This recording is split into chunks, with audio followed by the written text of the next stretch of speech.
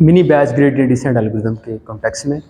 और उसके अंदर हमने प्रॉब्लम को देख लिया। एक प्रॉब्लम अकर हो रही थी, वो क्या हो रही थी कि चूँकि mini batch gradient descent algorithm के अंदर जब हम एक बैच सेंड करते हैं अपने न्यूरल नेटवर्क को फॉरवर्ड पास के लिए, उसके बाद बैकवर्ड पास होता है, उसके बाद जो है जिसके अंदर ग्रेडियंट कंप्यूट करते हैं, और उसके बाद फिर वेट अपडेट होते हैं। और इसी तरह से यही मामला सेकंड बैच के लिए भी होता है कि फॉरवर्ड पास है, कॉस्ट कंप्यूट हुई, बैकवर्ड पास हुआ जिसके अंदर ग्रेडियंट कंप्यूट हुए, और उसके बाद फिर वेट अपडेट हुए। तो हमने बात ये की थी कि हर बैच दूसरे बैच से डिफरेंट है, मतलब हर बैच की जो कम्प्लेक्सिटी लेवल है वो डिफरेंट है, जिसकी वजह से क्या होता है कि हमारा जो अगर लॉस कर्व को हम देखें, ठीक है, with respect to training, with respect to number of epochs, ठीक है, तो इसके अंदर हमने ये देखा कि अगर मैं बैच ग्रेडियंट डिसेंट एल्गोरिथम की बात करता हूँ तो उसके अंदर तो कोई इशू नहीं आता, ठीक है, तो ये ट्रेंड जो है वो रिलेटिवली स्मूथ है, ठीक है। लेकिन जब हम mini batch gradient descent algorithm की बात करते हैं तो उसके अंदर बहुत ज़्यादा फ्लक्चुएशन आती है, ठीक है। तो ये लास्ट टाइम हम बात कर रहे थे। तो ये फ्लक्चुएशन किस वजह से आ रही है कि हर दूसरा बैच पहले बैच से जो है वो उसकी कम्प्लेक्सिटी डिफरेंट है, ठीक है। हो सकता है दूसरे बैच के अंदर नॉइस ज़्यादा हो सकता है दूसरे बैच के अंदर मिसलेबलिंग का प्रॉब्लम हो, तो जिसकी वजह से क्या होगा, एरर ज़्यादा आएगा। अगर मेरा एरर ज़्यादा आएगा, लास्ट टाइम मैंने इक्वेशन बन के लिख ली थी, अगर एरर ज़्यादा आएगा तो डी जी की वैल्यू बड़ी आएगी, डी जी की वैल्यू बड़ी आएगी तो इसका मतलब क्या है, डी डब्ल्यू की वैल्यू बड़ी आएगी, यानी कि उसके अंदर चेंज ज़्यादा आएगी। अगर उसके अंदर चेंज ज़्यादा आएगी इसका मतलब है उस डी डब्ल्यू को यूज़ करके जो आप डब्ल्यू कंप्यूट करेंगे by using gradient descent algorithm, उसके अंदर फ्लक्चुएशन ज़्यादा आएगी, ठीक है। तो डब्ल्यू आपके ज़्यादा वेरिएशन उसके अंदर आएगी। अगर डब्ल्यू के अंदर वेरिएशन ज़्यादा आ रही है तो हमने ये तस्वीर ड्रा करके देख ली थी कि अगर हम डब्ल्यू को with respect to cost function देखें, ठीक है, ये मेरा W1 है, ये मेरा W फॉर एग्जाम्पल 2 है, तो चूंकि दोनों ही बहुत ज़्यादा वेरी हो रहे हैं तो इसका मतलब है यहाँ पे बहुत ज़्यादा फ्लक्चुएशन आएगी until to reach this optimal point, ठीक है। तो यहाँ से लेके यहाँ तक यानी कन्वर्जेंस तक का जो टाइम है ये क्या होगा, ज़्यादा लगेगा एज कंपेयर टू, मैं अगर ये जो मैंने अभी ग्राफ ड्रा किया है ये मैंने किया है mini batch gradient descent algorithm का। लेकिन अगर हम कहें बैच ग्रेडियंट डिसेंट एल्गोरिथम की बात करें तो वहाँ ये जो कन्वर्जेंस है ये रिलेटिवली स्मूथ है, इसका मतलब है जल्दी कन्वर्ज हो जाएगा ये, ठीक है। तो इसके अंदर और प्रॉब्लम क्या आ रही है, मतलब mini batch gradient descent algorithm के अंदर एक बात तो मैंने आपको बता दी है, कन्वर्जेंस के अंदर ज़्यादा, कन्वर्जेंस के लिए ज़्यादा टाइम लगेगा। और दूसरा क्या प्रॉब्लम आएगा, जी शाबाश, और क्या दूसरा प्रॉब्लम आएगा किसी भी पैरामीटर के लिए, जी, कि ये जो अल्फा है ना इसका मकसद क्या होता है, ठीक है, ये क्या करता है बेसिकली, ये हमारा लर्निंग की रेट है ना बेसिकली, स्टेप आपने बड़ा स्टेप लेना है या छोटा स्टेप है, ये इस बात को बता रहा है। तो बड़ा स्टेप ले मतलब इस अल्फा की वैल्यू बड़ा करने का मतलब है आप बड़े स्टेप ले रहे हैं to reach the optimal point. तो लेकिन अगर आपके एल्गोरिथम के अंदर जैसे mini batch gradient descent algorithm है उसके अंदर अगर फ्लक्चुएशन बहुत ज़्यादा आ रही है तो इस केस के अंदर अगर अल्फा और बढ़ाएंगे आप तो देन क्या होगा, इंस्टेड के आप कन्वर्ज करें आप क्या कर देंगे, डाइवर्ज कर देंगे, ठीक है। तो ये सारे क्या है इसके नुकसान है। फायदे की हमने लास्ट की बात कर ली थी, फायदों की अब मैं बात नहीं कर रहा था, ठीक है। तो फायदे भी हमने देख लिए थे कि mini batch gradient descent algorithm का फायदा क्या है कि आप जल्दी से, मतलब छोटा बैच है मेमोरी इशू नहीं आएगा, ठीक है। दूसरा फायदा क्या होगा कि आप जल्दी से वेट्स को अपडेट कर लेंगे, लर्निंग तेज होगी। लर्निंग तेज से मुराद क्या, डब्ल्यू की वैल्यू जल्दी आपके पास, ये वाली स्टेटमेंट आप जल्दी एग्जीक्यूट कर लेंगे as compare to batch gradient descent algorithm जहां पे आपकी मैट्रिक्स का साइज, जो एक्स मैट्रिक्स का साइज है उसका बहुत बड़ा है। और हमने एक एग्जांपल भी कंसिडर कर ली थी कि जी डीप लर्निंग एल्गोरिथम के अंदर हमेशा ही जो डाटा का साइज है वो मिलियंस के अंदर बड़ा होता है, ठीक है। तो अगर 50 लाख हमारा ट्रेनिंग एग्जाम्पल हैं तो उस केस के अंदर कंप्यूटेशनल रिसोर्सेज बहुत ज़्यादा चाहिए, एक चीज़, और दूसरा काफ़ी सारा टाइम लगेगा in order to reach this statement. देखिए ना, वेट मेरे अपडेट होंगे तो उसके बाद मैं वैलिडेशन चेक कर सकता हूँ ना वैलिडेशन डेटा सेट पे कि क्या रिजल्ट आए हैं जी, तो वो उसके अंदर वो तो ये बेसिकली फ़ायदा हो रहा था। तो बाकी ये जो अभी मैंने बातें बताई हैं सारे इसके नुकसान हैं। तो अब बात ये कर रहे थे, ठीक है जी, कंप्यूटेशनल वाइज हमें फ़ायदा हो गया, ठीक है, हाँ वैलिडेशन वाइज भी हमें फ़ायदा हो गया, लेकिन ये जो नुकसान आ रहा है, नुकसान क्या कि मैं अल्फ़ा की वैल्यू बड़ी नहीं कर सकता, नुकसान ये कि कन्वर्जेंस के लिए टाइम ज़्यादा चाहिए कि ऑप्टिमल पॉइंट पे पहुंचूं। तो इस वाली बात को कैसे हम रिजॉल्व करें, ठीक है। तो ओवरऑल सोल्यूशन ये लास्टली हम ये बात करते हैं, इस फ्लक्चुएशन को किसी तरह से हमने ओवरकम करना है, ठीक है। तो इस हवाले से हमने एक सोल्यूशन की बात की थी, उस सोल्यूशन के कॉन्टेक्स्ट में हमने बात की थी कि सोल्यूशन क्या है जी, एक आइडिया है एक्सपोनेंशियली वेटेड एवरेज का, ठीक है, जिसकी फॉर्मुलेशन क्या थी, ठीक है, कि आप किसी भी डे का टेम्परेचर, जैसे हमने कुछ डाटा भी ले लिया था और उसकी बात की, फॉर एग्जांपल जी हमारे पास किसी कंट्री का डाटा है और हर डे का टेम्परेचर हमारे पास, तो उसको अगर हम ड्रॉ करें तो उसके अंदर भी बड़ी फ्लक्चुएशन आ रही है, तो उस फ्लक्चुएशन को हम कैसे ओवरकम करें, मतलब क्या फ्लक्चुएशन को कम करना है, लेकिन दूसरी इंपॉर्टेंट बात, फ्लक्चुएशन को कम करना है क्या मतलब, आप जो स्मूथ ट्रेंड है ना उसे हमने आइडेंटिफाई करना है, लेकिन उस ट्रेंड से वायलेट भी नहीं करना, इतना ज़्यादा भी स्मूथनेस ऐड नहीं करनी है आपने कि जो एक्चुअली आपका डाटा का ट्रेंड है वो उसको भी आप जो है उसका लॉस हो जाए आप, तो ये वाली बात भी आपने ख्याल करनी। तो ये बातें हम लास्टली कर रहे थे, तो उस हवाले से हमने फॉर्मेशन की बात कर रही थी। फॉर्मेशन को हमने कंक्लूड इस तरह से किया था कि किसी भी दिन का वेटेड एवरेज, ठीक है, डे के टेम्परेचर के हवाले से हमने इस वाली प्रॉब्लम को देखा कि मेरे पास पर्टिकुलर डे का टेम्परेचर है, जैसे इस तरह का प्लॉट हमने बना लिया था, ठीक है, कि फॉर एग्जांपल जी डे 1 है ये, तो यहाँ पे आपके पास टेम्परेचर है 40 फ़ारेनहाइट, डे 2 है तो इसके अंदर टेम्परेचर है 49 फ़ारेनहाइट, तीसरा डे है तो इसके अंदर टेम्परेचर है 45 फ़ारेनहाइट एंड सो ऑन, इस तरह का डाटा है। तो डाटा के अंदर देखें इस तरह की फ्लक्चुएशन आ रही है, इस तरह की फ्लक्चुएशन आ रही है एंड सो ऑन। तो हम चाह रहे हैं कि इस तरह से किसी तरह से हम इसका ट्रेंड लर्न करें, ठीक है, जो मैंने अभी लाइन ड्रॉ की है, तो ये हम चाह रहे हैं। तो हमने कहा कि ऐसा करें कि आप किसी भी डे के टेम्परेचर के लिए ना को फाइंड करना चाह रहे हैं, तो पिछले जो डे के टेम्परेचर हैं उनको अहमियत दे दें, ठीक है। तो हमने ओवरऑल एक क्वेश्चन फॉर्मुलेशन लिख ली थी कि V T is equal to जी बीटा, जी beta into V T minus 1 plus 1 minus beta into theta T. ये करंट डे का टेम्परेचर है, ये प्रीवियस डेज की जो है वेटेड एवरेज है, और ये करंट डे की एक्सपोनेंशियल वेटेड एवरेज है, ठीक है जी, ये बात समझ आ रही है। यानी ये प्रीवियस डे की एक्सपोनेंशियल वेटेड एवरेज, ये करंट डे की एक्सपोनेंशियल वेटेड एवरेज, और ये करंट डे का टेम्परेचर। और हमने कहा था ये क्या है, दिस बेसिकली हाइपर पैरामीटर, ठीक है। तो इसकी डिफरेंट वैल्यूज़ को हमने लास्ट में देखा था, याद आ रही बात। इसको हमने कहा बीटा की वैल्यू 3 वैल्यू रखी थी हमने, कि 0.9 रखें, फिर 0.5 रखें, या फिर 0.98 के साथ देखा था हमने, ठीक है। और इसके अंदर हमने कुछ बात कंक्लूड भी की थी, हमने कहा था एक ये बीटा की डिफरेंट वैल्यू हो सकती है, ठीक है, और एक रूल ऑफ थंब की हम बात की थी लास्ट टाइम कि कितने दिनों के टेम्परेचर को, ये इस फॉर्मुलेशन के अंदर आप किसी भी करंट डे की एक्सपोनेंशियल वेटेड एवरेज को कंप्यूट कर रहे हैं, ठीक है, ये जो स्मूथ ट्रेंड है उसे फाइंड कर रहे हैं, तो आपने कितने प्रीवियस डे को अहमियत देनी है। तो उस वाले से हमने एक रूल ऑफ थंब की बात कर ली थी कि नंबर ऑफ डेज इस वाले फैक्टर पे डिपेंड करेंगे, वो कौन से वाला है, 1 माइनस बीटा। अब इसके अंदर आप ये वाली वैल्यू पुट करें, अभी मैं इंशाल्लाह आपको बताऊंगा ये क्यों कैसे आया, इसकी बात अभी हम थोड़ी देर तक की इस पे डिस्कशन करते हैं कि नहीं, इतने नंबर ऑफ डेज को अहमियत दें, इतने नंबर ऑफ डेज को के टेम्परेचर को आप कंसिडर करें in order to find the current day exponential weighted average, ठीक है। तो ये इसके अंदर हमने ये डिफरेंट वैल्यू रखी है, अगर मैं इसके अंदर 0.9 रखूंगा तो कितना, इसका क्या मतलब बनेगा, 10 डेज बन जाएंगे, ठीक है। ये बेसिकली डेज हमें बताता है कितने डेज कंसिडर करने हैं आपने, हाँ जी, ये 10 डेज।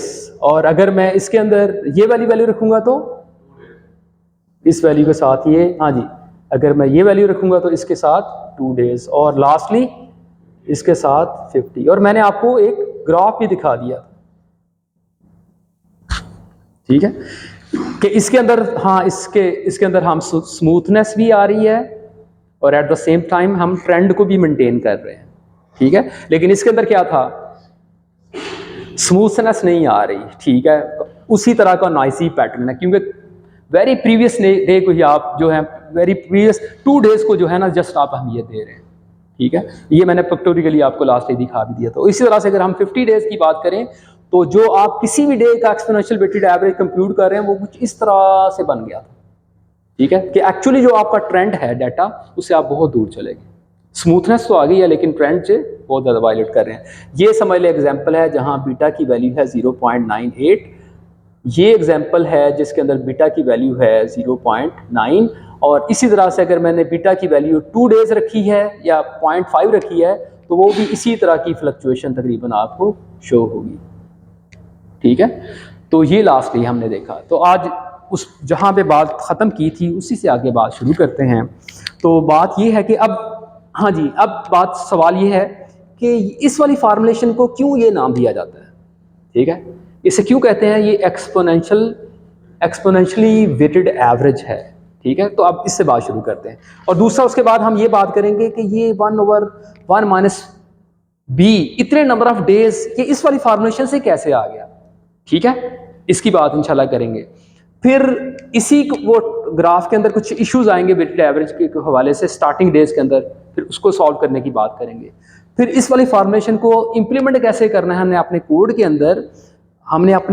के अंदर कि जिसकी यानी कि ये जो इशू आ रहा था इसे हम कैसे रिजॉल्व करें अपने मिनी बैच ग्रेडिएंट एल्गोरिथम के अंदर। अब हम एक्सपोनेंशियल वेटेड एवरेज को किस तरह से लेके आए कि ये वाली प्रॉब्लम सॉल्व हो जाए। तो वो वाली प्रॉब्लम सॉल्व करेंगे तो वो आइडिया हो जाएगा gradient descent algorithm with momentum, क्योंकि ये वाला ट्रेंड जो है ना, ये वाली टर्म जो स्मूथनेस की टर्म है, this is just like a momentum term, ठीक है। इसके बाद एक और आइडिया है जिसे कहते हैं RMS prop, root mean square prop propagation. तो उसके अंदर भी हम देखेंगे ये एक्सपोनेंशियल वेटेड एवरेज यूज करें लेकिन इसकी फॉर्मुलेशन थोड़ी सी डिफरेंट होगी। और उसके बाद फिर हम एडम की इंशाल्लाह बात करेंगे जिसके अंदर हम इन दोनों को ऐड कर देंगे, दोनों को यूज करेंगे, मतलब मोमेंटम और आरएमएस प्रॉप के दोनों के आइडिया को यूज करेंगे और अल्टीमेटली हम एडम एल्गोरिथम बना पाएंगे, ठीक है। तो ये सारी चीज़ें आज हमने डिस्कस करनी। अच्छा जी, अब ज़रा जी, दिस इज अ हाइपर जी ये देखें मैंने आपको कुछ चीज़ें बता दी, ठीक है, कि इतने नंबर ऑफ डेज को इतनी, अगर हम इम्प्लीमेंटेशन के कॉन्टेक्स्ट में देखेंगे ना, हम वो लूप जो कल हमने वो मिनी बैच ग्रेडेड एल्गोरिथम की लूप की बात कर दी थी हमने कि इतने number of T1 is equal to T1 is for loop शुरू होती है T इज इक्वल टू 1 से लेके 5000 तक ना, ठीक है। तो अब आपने उस लूप के अंदर बेसिकली बीटा की वैल्यू रखनी है in order to find DW। मैं इस बात को अभी थोड़ी देर तक बताऊंगा। तो अभी बेसिकली क्या है कि अब आपने अगर जैसे इस वाले केस के अंदर मैंने कहा कि अगर हम चाह रहे हैं कि हम अपने डाटा का ट्रेंड कैप्चर कर पाएं जैसे आपको यहां पे नजर आ रहा है और जैसे मैंने आपको लास्ट टाइम दिखाया था, तो आप 10 डेज को अहमियत दें। यानी क्या मतलब, 10 प्रीवियस जो आपने वैल्यू कैप्चर की है ना उनको अहमियत दें, ठीक है। 10 प्रीवियस डे की एक्सपोनेंशियल वेटेड एवरेज को अहमियत दें, ठीक है। उन केस ऑफ लूप अभी जो आप इंशाल्लाह मैं दोबारा आपको थोड़ी देर तक दिखाऊंगा, उसी लूप के अंदर इसका क्या मतलब है, प्रीवियस 10 जो वैल्यू आपने DW को कंप्यूट की होंगी ना उनको अहमियत दें, ठीक है। तो कहने का मतलब क्या, यहां बीटा की वैल्यू जो है 0.9 रख लें, ठीक है। This is hyper parameter. नहीं, अभी आप रखें ये वाली वैल्यू, अभी हमने रखे देखा ना कि प्रीवियस 10 डेज को रखें तो आपको ट्रेंड जो है वो भी नजर आ जाएगा और जो आपकी जो कर्व है वो भी स्मूथ हो जाएगी। ये मैंने बात हाँ शो की है, बल्कि प्रूफ की है, बल्कि लास्ट भी ये देखा था, आज भी दिखा रहा हूं और अभी दोबारा से मैं बताऊंगा इस बात को। शुरू में 0.9 ही रखनी है। हाँ, ये अभी हमने पहले से फाइंड किया है, हमने खुद फाइंड किया है जी। जनरली भी यही ट्रेंड है, ठीक है, कि आप इसी को ले। अभी बल्कि एक और हाइपर पैरामीटर ऐड होगा, ये इसका नाम हो जाएगा बीटा1। एक अभी हाइपर पैरामीटर थोड़ी देर तक आएगा जिसका नाम होगा बीटा2, उसकी वैल्यू होगी 0.999, ठीक है। तो हाइपर पैरामीटर की दुनिया के साथ हमें खेलना है। अभी मैं आपको थोड़ी देर तक ना शायद आज के लेक्चर के एंड तक भी बताऊं कि किन वाले पैरामीटर को अहमियत देनी है। फॉर द अभी चले डिस्कशन हो रही है, एक दो बातें मैं कहता जाऊँ।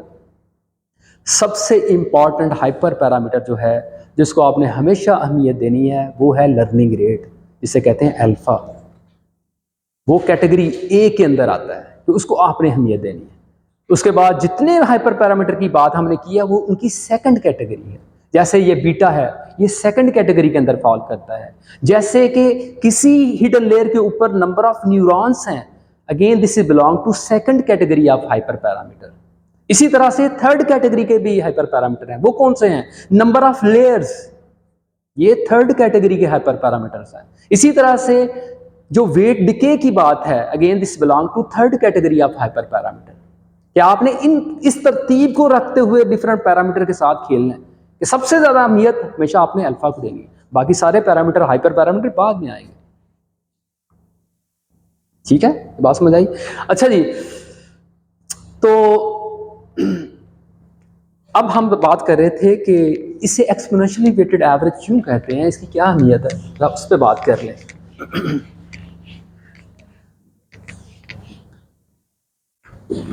देखें जी, अब मैं ना फॉर्मुलेशन इसी वाली फॉर्मुलेशन को लिख लूँगा, बड़ी तवज्जो से देखिएगा। मैंने कहा 100, मैं जरा उल्टा शुरू करने लगा हूँ, यानी ऐसे समझे कि मैं 100th डे का ना टेम्परेचर, उसकी एक्सपोनेंशियल वेटेड एवरेज देखना चाह रहा हूँ। ठीक है, तो इसकी वैल्यू क्या होगी, और बीटा मैंने 9.9 रखा, तो ये फॉर्मुलेशन क्या होगी, V99 प्लस 0.1 थीटा 100। इस वाली फॉर्मुलेशन को मैं ऐसे करके लिख दूं, इसमें कोई हर्ज तो नहीं है।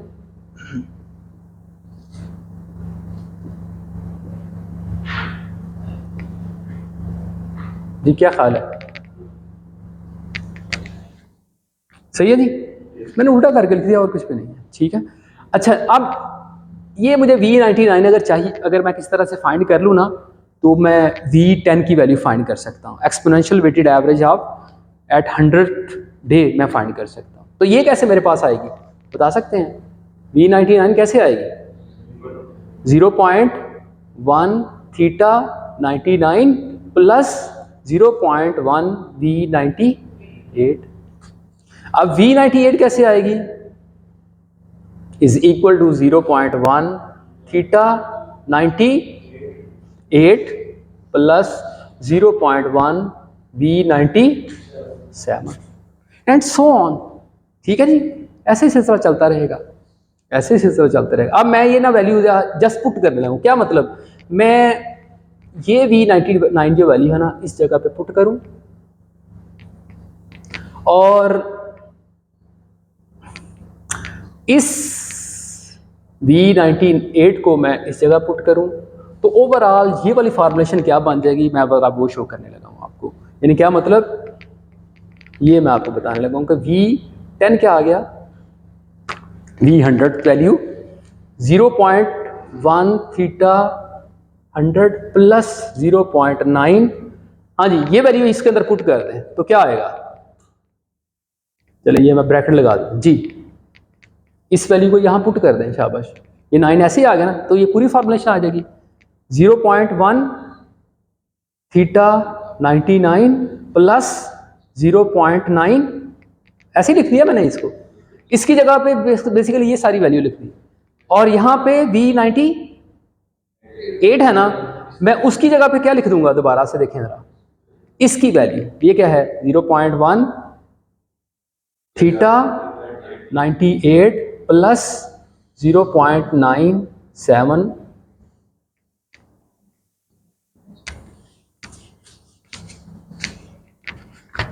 V, हाँ जी 97 एंड सो ऑन। ये बात समझ आ रही है? ऐसे पुट करते जाएं आप वैल्यूज, प्रीवियस डे डेज की वैल्यू। अब देखें जरा, इस फॉर्मुलेशन को और सिंप्लीफाई करते हैं।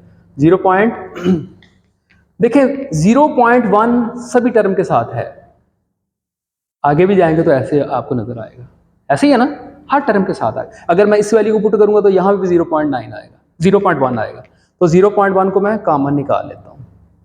यहाँ क्या बचा, थीटा 100 प्लस 0.9 थीटा 99 प्लस जी, इसको इसके साथ मल्टीप्लाई करूं तो क्या आ जाएगी वैल्यू? 0.9 का स्क्वायर इंटू थीटा 98 प्लस, देखिए जरा ट्रेंड आपको समझ आ गया, आगे क्या होता होगा? शाबाश, क्यूब इंटू थीटा 97, आगे क्या होता होगा? 0.94 थीटा 96 एंड सो ऑन। समझ आ गई बात? ठीक है जी। अब ये मेरे पास आ गई v की वैल्यू। अब ना इसी तरह प्लॉट कर लेते हैं। ठीक है, प्लॉट कैसे करते हैं?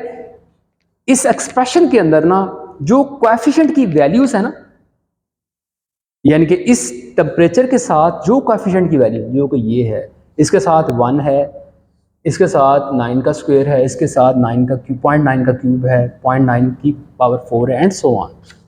और ओवरऑल हमने बेसिकली 0.9 को 0.01 को ऐसे ही बाहर रखा हुआ है।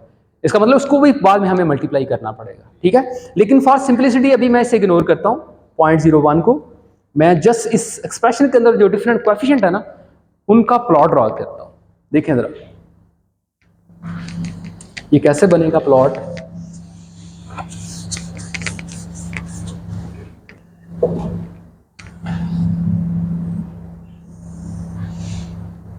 ठीक है, इस तरफ कोएफिशिएंट की वैल्यू और इस तरफ जो है मैं ये जो कोएफिशिएंट हैं उनको जी, इस तरफ डे को मैं लिखूंगा। ये फॉर एग्जांपल मैं 100 डे की बात करता हूँ। ठीक है, डे नंबर 100,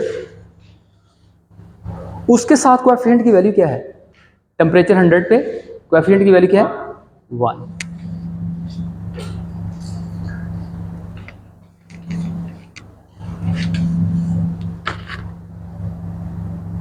ये मैं 1 कह देता हूँ, ये वैल्यू है, दिस इज इक्वल टू 1। अच्छा जी, और मैं इसे ऐसे ही ड्रॉ कर देता हूँ, ये 100 डे आ गया। अच्छा जी, 99 पे कोएफिशिएंट की वैल्यू क्या है? 0.9, वो यकीनन इससे छोटा होगा, ऐसे करके 0.9। हाँ जी, उसके बाद 98 पे क्या वैल्यू आएगी? 0.9 का स्क्वायर, 0.9 का स्क्वायर मैं ऐसे ही लिख देता हूँ। ठीक है, अच्छा जी, उसके बाद अगली वैल्यू 0.9 का 0.9 का क्यूब, छोटी वैल्यू ना, और छोटी वैल्यू। अच्छा जी, ये 97 पे आया। अच्छा, आप करते जाएं करते जाएं।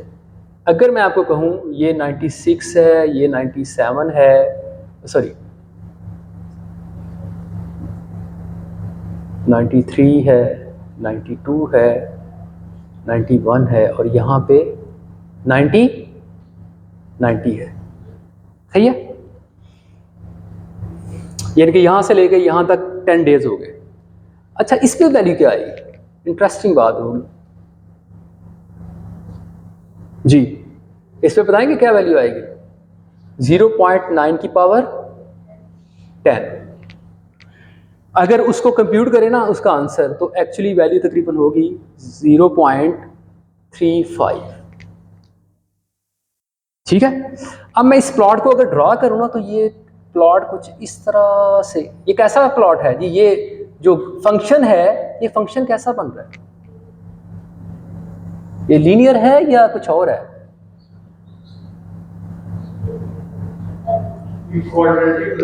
क्वाड्रेटिक है कि एक्सपोनेंशियल है? एक्सपोनेंशियल है, हर दफा वैल्यूज बढ़ती जा रही है, तो एक्सपोनेंशियली डिकेइंग फंक्शन है ये। सही है, और ये मैंने आपको 10 दिन का डाटा दिखाया। अभी मुझे शायद ड्रा इतना अच्छा नहीं करना आया, लेकिन नहीं हो, जो मैं बात कहना चाह रहा था वो मैं कह चुका हूँ। इसी तरह से आगे चलते जाएं तो ये नीचे और जाता जाएगा। ठीक है, और नीचे जाता है ऐसे। अच्छा जी, जो इंपॉर्टेंट बात, ये तो आ गया, मैंने कोएफिशिएंट को शो कर दिया, तो इस फंक्शन को मैंने कह दिया बेसिकली क्या है? डिके वेट डिकेइंग फंक्शन है ये, ठीक है। अच्छा जी, अब मैं एक और प्लॉट बनाने लगा। वो प्लॉट क्या है? वो टेम्परेचर्स का है, मतलब इस तरफ टेम्परेचर है और इस तरफ डेज हैं। मतलब 100 डे पे टेम्परेचर की वैल्यू कोई एक नंबर होगा, ठीक है। जैसे हम लास्ट में देख रहे हैं फ़ारेनहाइट के अंदर हमने डिफरेंट डे के डिफरेंट टेम्परेचर रखे थे। ये 100 डे है, इसके अंदर कोई डे का temperature in Fahrenheit, for example यहाँ मैं कह देता हूँ टेम्परेचर था 57 फ़ारेनहाइट।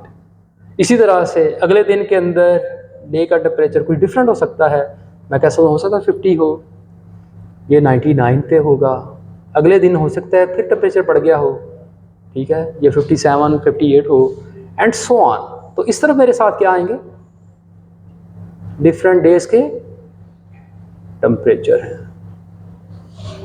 ये बात समझ आई? ये मेरे पास क्या है? Day temperature.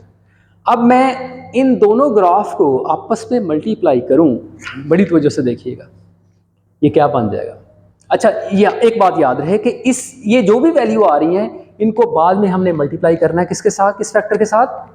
0.1 के साथ, मल्टीप्लाई बाय 0.1। उसको मैंने ऐसे ही अभी जस्ट इग्नोर किया है।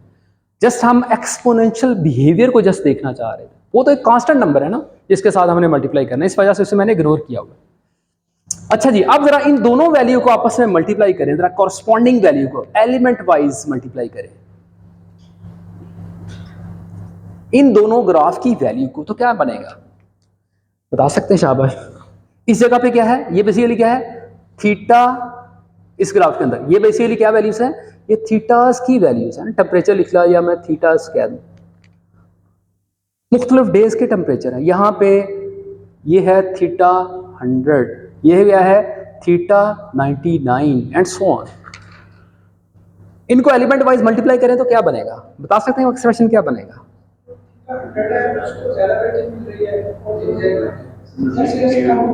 नहीं, फार्मूला क्या बनेगा? इस टेम्परेचर को, मुख्तलिफ डे के टेम्परेचर को, शाबाश, ये मुख्तलिफ डे के टेम्परेचर को मैं इस वाले फंक्शन, कोएफिशिएंट वाले फंक्शन के साथ मल्टीप्लाई करूं तो देखें यही बन रहा है, ये जो लिस्ट के अंदर लिखा है। 100 को किसके साथ मल्टीप्लाई किया? ये 100 डे का टेम्परेचर है, ये थीटा की वैल्यू है ना, 100 थीटा का टेम्परेचर है ना बेसिकली। उसको मल्टीप्लाई करेंगे किसके साथ? 1 के साथ। 99 को मल्टीप्लाई करेंगे किसके? इस दिन के टेम्परेचर को, 99 वाला दिन किसके साथ मल्टीप्लाई करेंगे? 0.9 के साथ। उससे नेक्स्ट डे के टेम्परेचर को, थीटा 97 को किसके साथ मल्टीप्लाई करें? 0.9 का स्क्वायर के साथ। चूंकि ये टेम्परेचर मल्टीप्लाई हो रहा है एक एक्सपोनेंशियली डिकेइंग फंक्शन के साथ, इस वजह से पता क्या कहते हैं? इसे कहते हैं एक्सपोनेंशियली वेटेड एवरेज फाइंड कर रहे हैं आप, ऐड कर रहे हैं ना सभी को, ठीक है।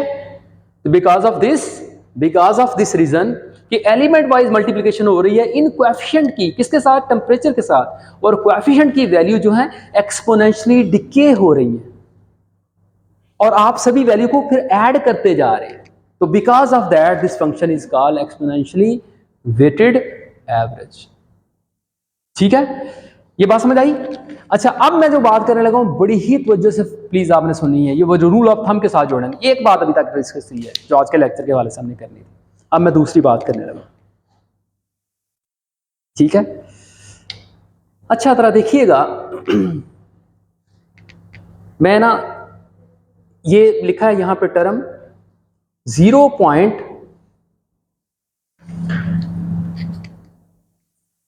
इसकी जरूरत मुझे शायद जी देखा रहा, यहां लिखा है 0.9 की पावर 10 इज इक्वल टू 3.75। यहां बड़ी इंटरेस्टिंग बात यहां नजर आएगी, प्लीज बड़ी तवज्जो से देखिएगा। अब जरा इस वाले फंक्शन को देखें, ये जो एक्सपोनेंशियली डिकेइंग फंक्शन है हमारा, इसको जरा देखें।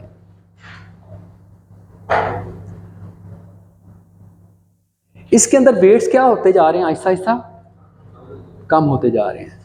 यानी कि क्या मतलब, मैंने इस एक दिन की टेम्परेचर कंप्यूट करना था तो बेसिकली मैंने क्या किया, इससे प्रीवियस 10 डे को अहमियत दी है। ऐसे ही है ना, 0.9 वैल्यू मैंने यूज़ कर ली। इस बात को ज़रा प्लीज़ बड़ी तवज्जो से देखिएगा।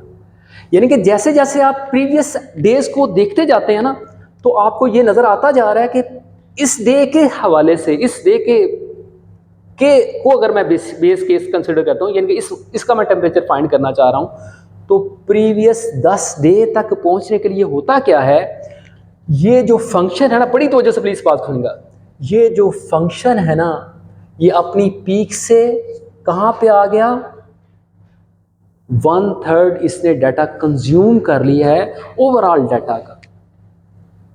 यानी कि मेरे कहने का मतलब क्या, देखें जरा, ये अगर मैं कहूँ ये मेरा पूरा डाटा को शो कर रहा है,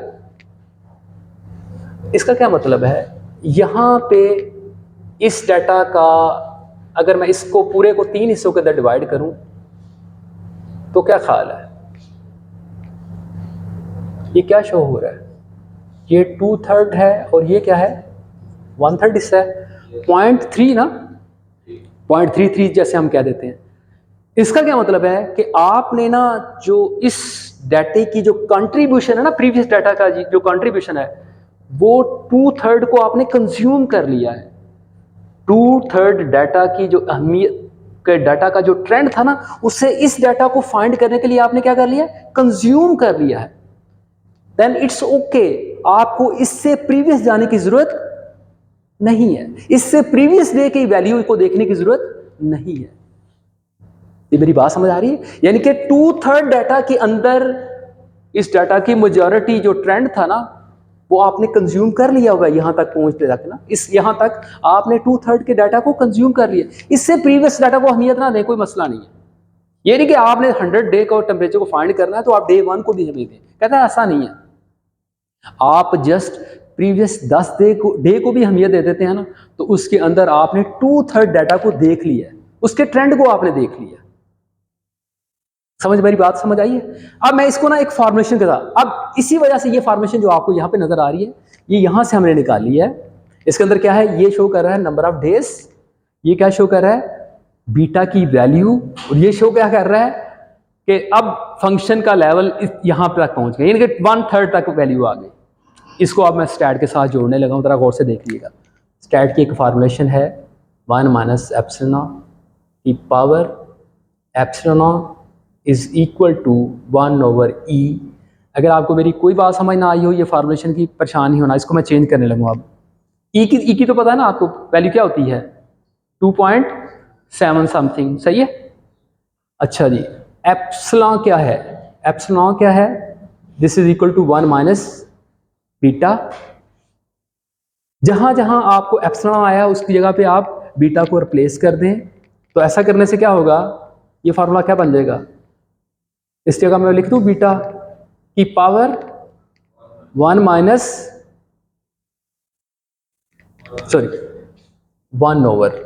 ठीक है। दोबारा से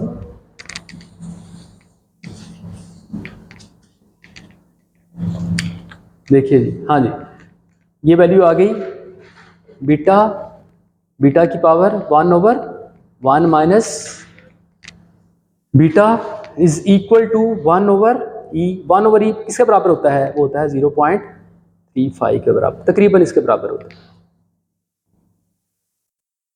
ठीक है। अब देखें जरा, अब हम बात कर रहे थे जो अब प्रीवियसली जो हमने रूल ऑफ थंब की बात की थी ना, आप जरा उसको देखें, वो उसकी जस्टिफिकेशन यहां से आपको होती नजर आएगी।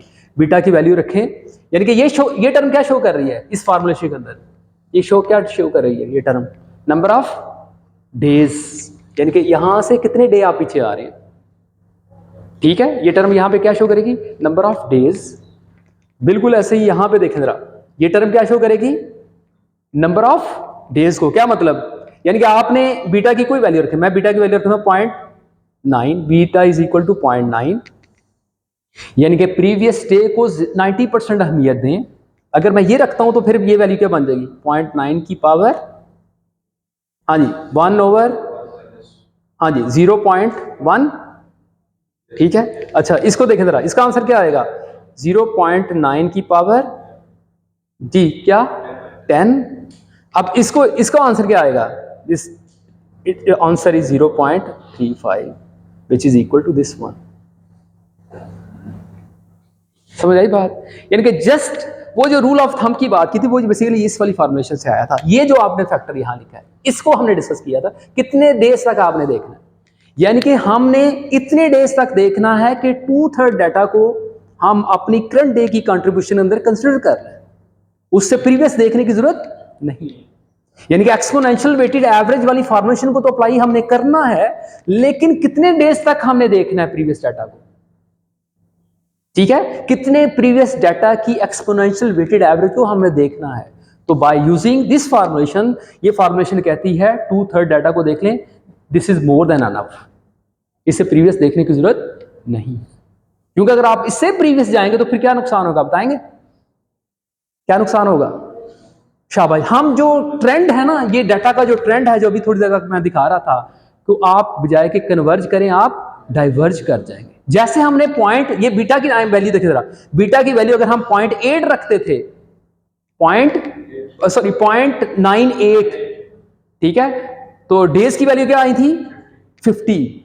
इसका मतलब 50 जब आप पिछले किसी भी डे की एक्सपोनेंशियल वेटेड एवरेज कंप्यूट करने के लिए 50 प्रीवियस डे की एक्सपोनेंशियल वेटेड एवरेज अगर आप कंसिडर करेंगे तो आप डाटा के ट्रेंड को लॉस कर देंगे।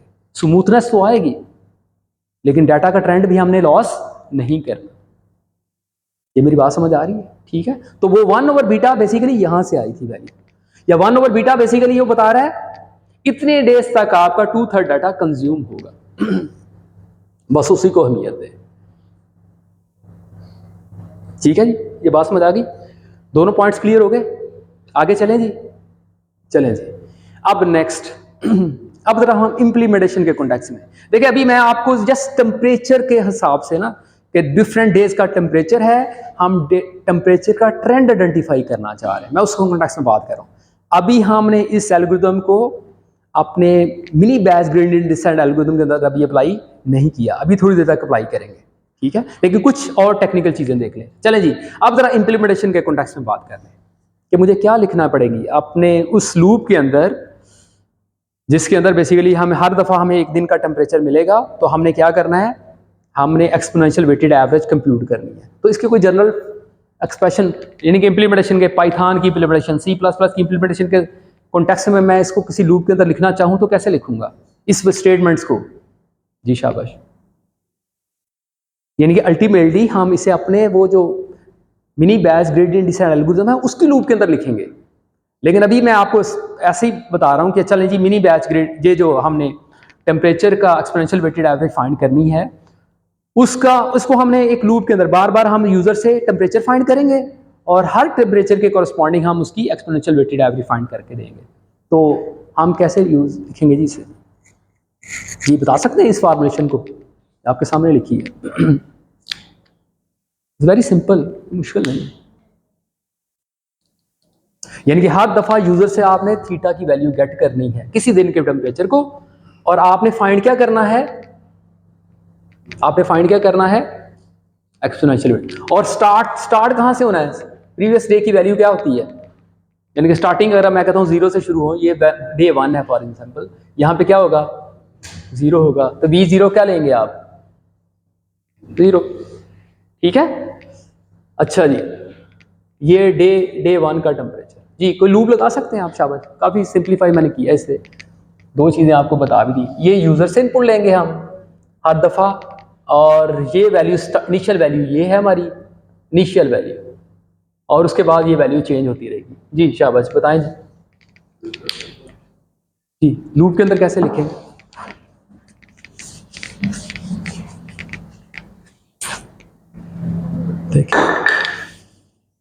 देखें जी, रिपीट कोई भी हमारी लूप हो उसके अंदर मैं क्या लिखूं, पहले मैं लिखूं v इज इक्वल टू, देखें जरा, is equal to V0 is equal to 0, initialise कर लिया। अब देखें मैं एक जनरल वेरिएबल बनाने लगा हूं, v of t is equal to, बल्कि इससे मैं कह देता हूं vt, ठीक है, vt is equal to vt plus 0.1 theta of t, get theta t1 from user, क्या ख्याल है? दिस इज असाइनमेंट स्टेटमेंट ना।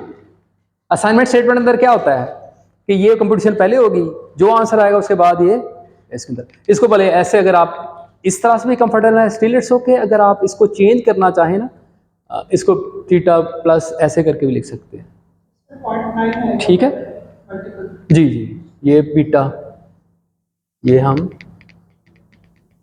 1 माइनस बीटा, ठीक है।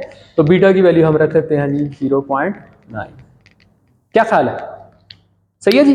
ये स्टार्ट हम यहां से हुए, अब हर दफा वैल्यू अपडेट होती रहेगी, जैसे हम सम फाइंड कर रहे होते हैं, जस्ट लाइक, ठीक है। अगेन इसकी इंप्लीमेंटेशन बहुत आसान है। एक्सपोनेंशियल वेटेड एवरेज को मैं किसी लूप के अंदर इंप्लीमेंट करना चाह रहा हूं तो कोई मुश्किल काम नहीं। हाँ जी, क्लियर बात यहां तक? चलें जी, अब एक और बड़ी अहम बात आज के लेक्चर के हवाले से, चौथी बात, ठीक है, वो क्या है कि अगर आप वही डाटा जो मैंने पहले दिन आपको शो किया था, जो लास्ट क्लास के अंदर हमने शो किया था, डिफरेंट डे के टेम्परेचर को आप ड्रॉ करें जैसे मैंने कहा, ये इस तरफ टेम्परेचर है फ़ारेनहाइट के अंदर, जैसे जी हमने कहा जो θ1 है, θ1 है वो फॉर इंस्टेंस आपका टेम्परेचर है 40 डिग्री फ़ारेनहाइट। θ2 जो है वो है for example 59 Fahrenheit, and so on. इस तरह से आपके टेम्परेचर की वैल्यूज़ हैं। और अब आप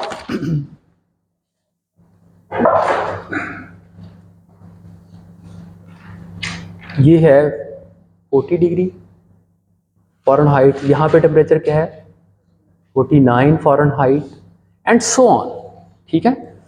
तो बेसिकली ये इस तरह का कोई ट्रेंड हमने देखा था, सही है। अब देखें, अगर मैं इस पहले दिन, बड़ी तवज्जो से प्लीज देखिएगा, पहले दिन के लिए ना, डे 1 का मैं टेम्परेचर अगर देखना चाहूं, इसका फाइंड करना चाहूं by using exponential weighted average formulation, तो वैल्यू क्या होगी जी? V1 is equal to V0 का हमें पता है क्या है, विच इज इक्वल टू 0। तो ये वैल्यू क्या होगी 0. और फर्ज किया मैं बीटा की वैल्यू फॉर द टाइम 0.98 रखता हूं, ठीक है।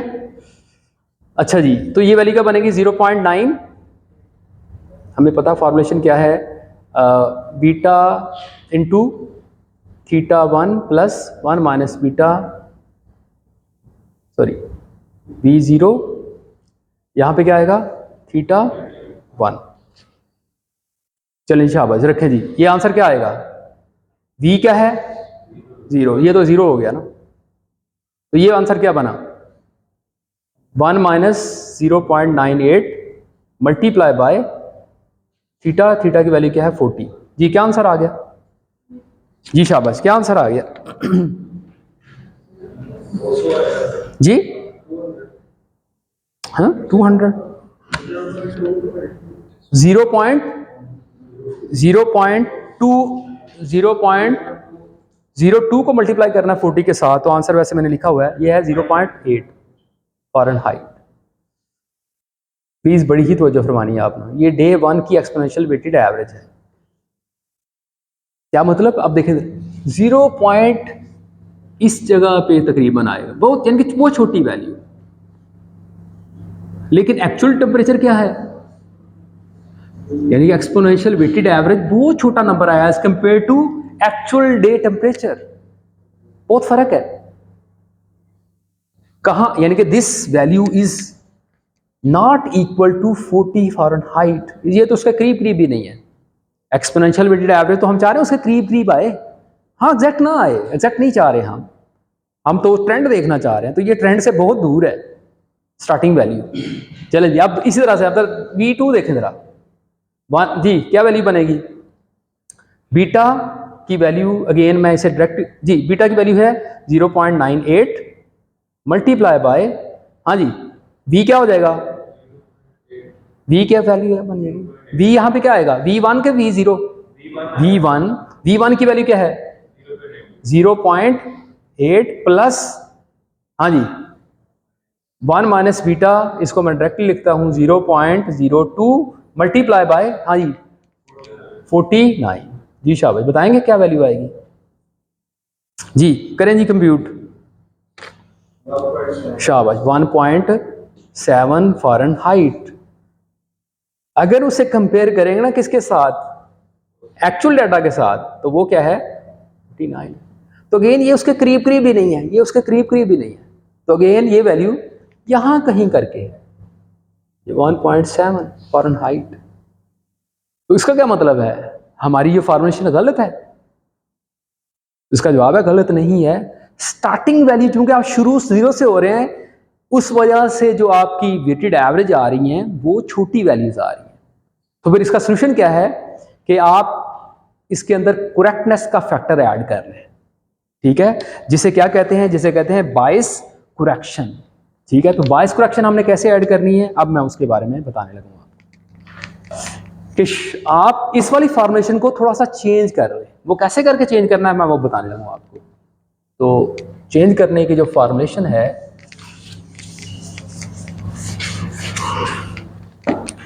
बस ये आखिरी बात है, इसके बाद इंशाल्लाह सारी इन्हीं को हमने अपने एल्गोरिथम के कॉन्टेक्स्ट में देखना। हाँ जी, बायस करेक्शन, ठीक है, इन एक्सपोनेंशियली वेटेड एवरेज फार्मूलेशन। वो क्या है, this formula is very very simple. आपने क्या करना है, किसी भी डे के टेम्परेचर को ना ऐसे कंप्यूट करना है।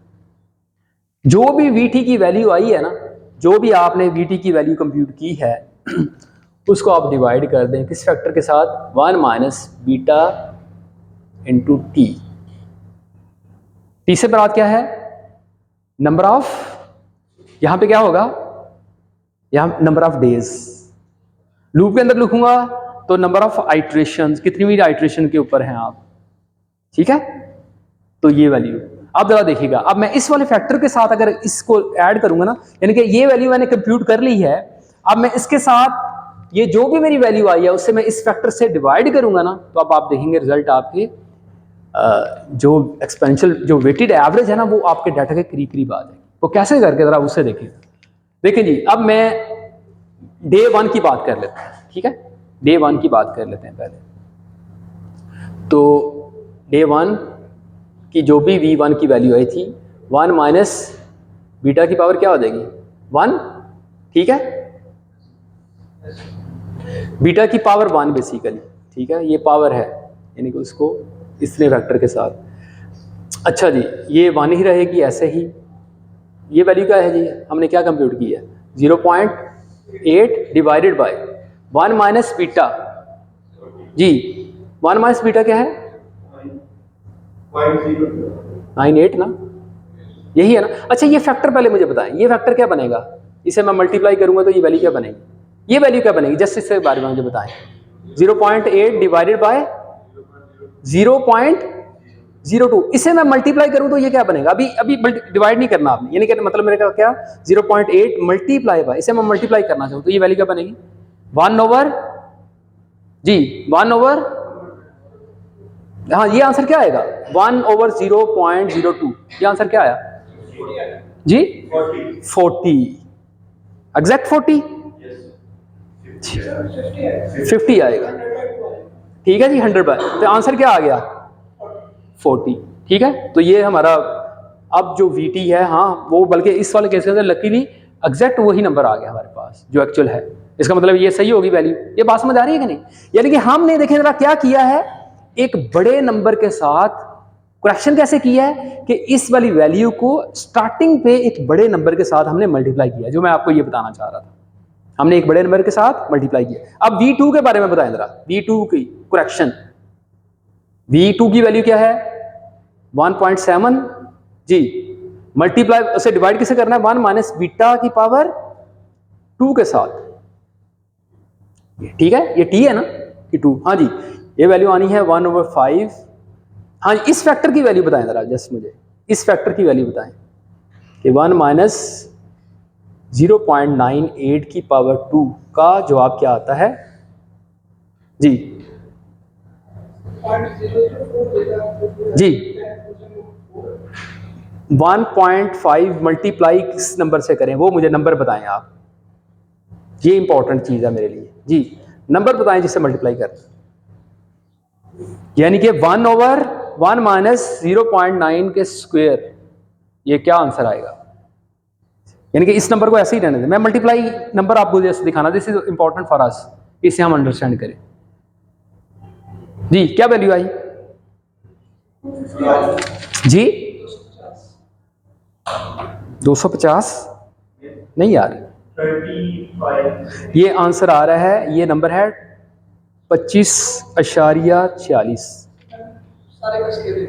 ठीक है, नहीं सारे का स्क्वायर नहीं है, ठीक है। देखें जरा, ये इसका मतलब क्या है, बड़ी तवज्जो से देखिएगा। यानी कि जैसे जैसे नंबर बढ़ रहे हैं, यानी कि मैंने पहले एक बहुत बड़े नंबर से मल्टीप्लाई किया, अब उससे एक छोटे नंबर से मल्टीप्लाई कर रहा हूं। अब मैं इसे मल्टीप्लाई करूंगा, अब आंसर क्या आएगा, अब ये मुझे बताएं। इनके 25.64 को मैं इससे मल्टीप्लाई करूं तो आंसर क्या आया मेरे पास, वो आया 43। ठीक है, मल्टीप्लाई करके देखें, मैंने लिखा हुआ है वैसे वैसे मल्टीप्लाई करके देखा हुआ, ये क्या आया 43 फ़ारेनहाइट, जो कि हाँ एग्जैक्ट 49 है, लेकिन उसके करीब करीब जरूर है। यानी कि इसका मतलब क्या हुआ, अब ये वाला डाटा तो हमारा एग्जैक्ट यहाँ पे आ गया। एक्सपोनेंशियल वेटेड एवरेज देखें आप कैसे फाइंड हो रही है, ये वैल्यू तो एग्जैक्ट यही आ गई, ये वैल्यू क्या बनी 43। यानी कि ये देखें, अब आपने ट्रेंड सीखते जा रहे हैं, ये बन गई वैल्यू। अब देखें, अब मैं कहूं अगला नंबर, तो दोबारा से आपको क्या करना पड़ेगा, अगले नंबर के लिए भी क्या करना पड़ेगा, इस नंबर को जो भी कंप्यूट आपने किया है 1 माइनस बीटा की पावर 3 के साथ मल्टीप्लाई करेंगे। अब मैं फॉर द टाइम बीइंग आपसे ये कहूं, ये जो टी की वैल्यू है 50 डेज के लिए फाइंड करें, ठीक है। तो मुझे जस्ट इस वेक्टर को बताएं जरा, यानी कि 1/, यानी कि अब मैं कह रहा हूं V50 में फाइंड करना चाह रहा हूं, लेकिन ये फैक्टर इंपॉर्टेंट है ना, ये तो प्रीवियस वैल्यू जो भी मैंने कंप्यूट की होगी, अब मैं उसे किस नंबर से मल्टीप्लाई करूंगा, ये मेरे लिए इंपॉर्टेंट है जी। अब मैं ये जस्ट देखना चाहूँ, 1/1 माइनस बी की पावर 50, ये नंबर क्या आएगा, यानी कि ये नंबर है जी 1 माइनस 0.98 की पावर 50, क्या नंबर आया जी, यानी कि ये फैक्टर मैं फाइंड करना चाह रहा हूं, ये क्या आएगा जी शाबाश।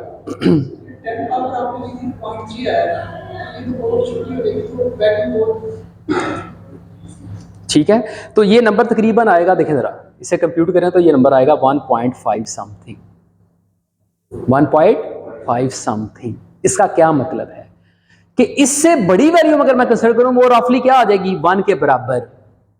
इसका क्या मतलब है, इसका मतलब है जैसे नंबर ऑफ डेज बढ़ते जाएंगे ना, ये जो बायस करेक्शन है ना, इनका कोई रोल नहीं रहेगा। हाँ, ये क्या कर रही है, ये स्टार्टिंग डे की वैल्यू करेक्ट कर रही है, लेकिन अगली वैल्यू जैसे जैसे नंबर ऑफ डेज आगे जाएंगे ना, तो इसका कोई ज्यादा रोल नहीं है। जैसे आपने यहां पे देख भी लिया, इन दो एग्जाम्पल, यहां 50 से हम 25 पे आ गए, जैसे जैसे हम आगे जाएंगे ये नंबर जो है छोटा होता जाएगा। ठीक है, ये बात समझ आई। तो बायस करेक्शन बेसिकली है स्टार्टिंग वैल्यू को करेक्ट करने के लिए, लेकिन अगले डेज की वैल्यू पे इसका रोल भी बहुत कम सा होगा। ठीक है जी, ये बात समझ आ गई। टोटल 4 बातें होंगी जिन्हें हमने डिस्कस कर लिया। अब 5वीं, 6ठी और 7वीं बात क्या है, अब मैं वो बताने लगा। ठीक है, तो अब जी आ जाएं जी हम अपने एल्गोरिथम की तरफ। Gradient descent, mini batch gradient descent algorithm, उसके अंदर अब हम एक्सपोनेंशियल वेटेड एवरेज को कैसे यूज करें, बड़ी तवज्जो से प्लीज। हाँ जी, लूप याद है लिखी हुई, उसी लूप के अंदर अब हम किस तरह से इस वाले फैक्टर को अप्लाई करेंगे, अब वो इंटरेस्टिंग होगा। मैं सारा चले फॉर देखिए जी, असल जो जिसकी वजह से W चेंज हो रहा था ना, वो हमारा DW था, DW की फ्लक्चुएशन थी।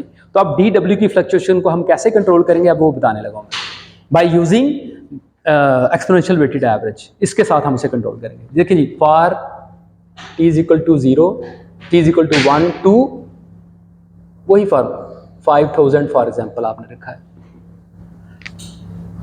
ये कुछ पैरामीटर हैं जिन्हें मैं क्या करने लगा हूं, कंसिडर करने लगा हूं। किसी भी लेयर के लिए ये बेसिकली मुझे सभी लेयर के DW चाहिए ना, सभी लेयर के लिए। तो मैं जस्ट जनरली अभी एक लेयर के लिए इस वाले वेक्टर को, इस वाली वैल्यू को मैं लिखने लगा हूँ क्या, ये V है बेसिकली भाई, एक्सपोनेंशियल वेटेड एवरेज किसकी, डी किसी भी एक लेयर की। मैं जस्ट आपको अभी एक लेयर का बताऊंगा, ये सारा कुछ अभी सभी लेयर के लिए हमने अप्लाई करना है, ठीक है। अच्छा जी, इस लूप के अंदर हमने क्या किया, फॉरवर्ड पास, मैं उसको नहीं लिख रहा, ठीक है, कई दफ़ा लिखा हमने फॉरवर्ड पास की सारी फार्मूलेशन,